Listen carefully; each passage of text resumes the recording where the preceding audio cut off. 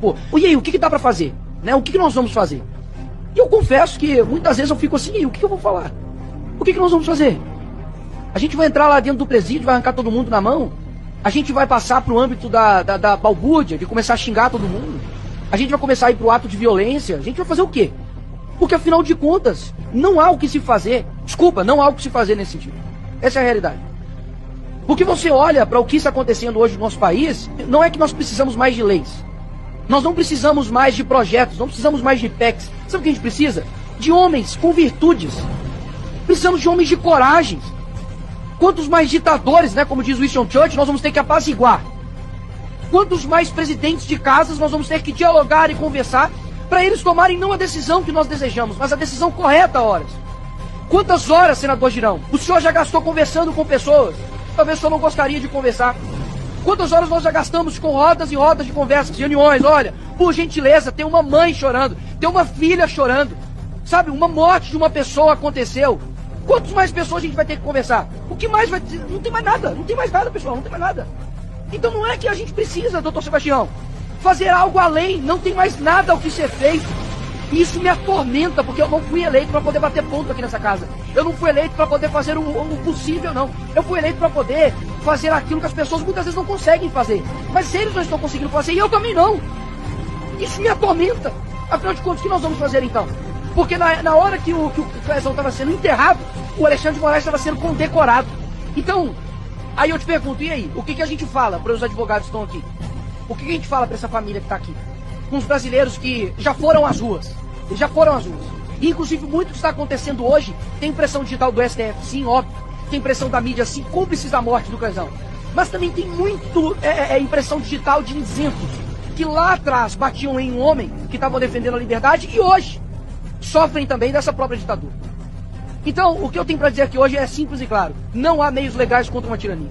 E eu gostaria muito de ouvir de alguém realmente uma solução. Mas eu não escuto de ninguém. Muitos dizem talvez algumas coisas do que se fazer, mas olha, se de fato defesa resolvesse algo, eu não teria sido condenado ontem. O Bolsonaro não teria ficado inelegível. A Dilma teria perdido os seus direitos políticos. A OAB estaria não fazendo um discurso firme, como o doutor Sérgio Leonardo fez, mas estaria em paz, porque os direitos dos advogados estariam sendo respeitados, mas não é isso que está acontecendo. Ou seja, a letra fria da lei já não resolve mais. Então, de fato, eu não quero que, e eu espero que a Constituição me respeite aqui neste momento, né, da minha imunidade parlamentar, mas eu vou dizer algo aqui, de fato, que é a realidade. Para mudar o Brasil, da forma como está, me confesso, algumas maçãs podres não podem existir no nosso meio. Se acontecer de algum dia alguém retornar aqui no nosso país, na presidência, ou a gente faz aquilo que nós aprendemos, de que o Olavo disse, olha, ou você coloca a esquerda na cadeia pelos crimes que eles cometeram, ou eles irão nos colocar na cadeia pelos crimes que nós não cometemos. E exatamente é isso que está acontecendo. Ou seja, ou quem chega lá na presidência do Brasil, eu não quero saber, e eu confesso aqui, o senador Magno Malta, eu não quero saber de presidente de direita prometendo X, Y e tal. Eu quero um presidente que realmente faça justiça nesse país e que não somente persiga por perseguir.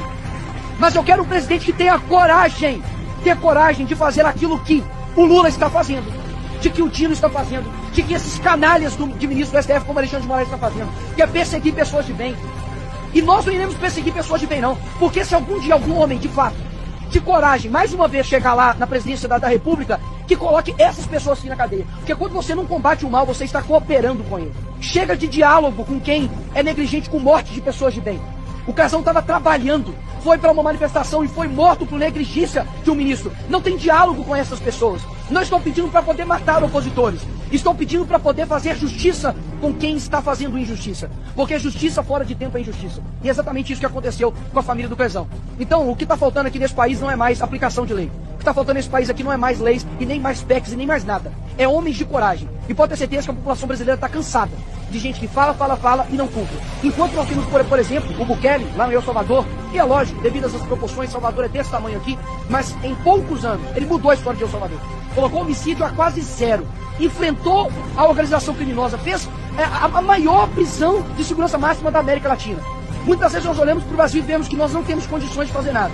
Porque a criminalidade tomou conta, porque os juízes são isso e aquilo. Deixa eu te falar, dá uma olhadinha para a Ucrânia e vê o que aconteceu.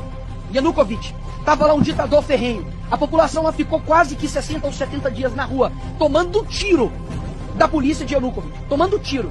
Os jovens de lá, pessoas da minha idade, menos do que eu, 16, 17 anos, estavam lutando contra a tirania, porque sabiam o que era enfrentar as dores de fato de um ditador. E eles conseguiram enfrentar isso e venceram.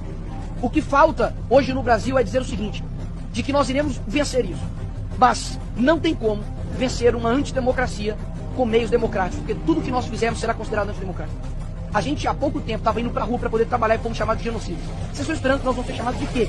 Não, do mais mal. Que nós vamos ser chamados de democráticos, vamos conversar com um e vamos conversar com o outro, e as pessoas que nunca respeitaram a Constituição agora vão passar a respeitar?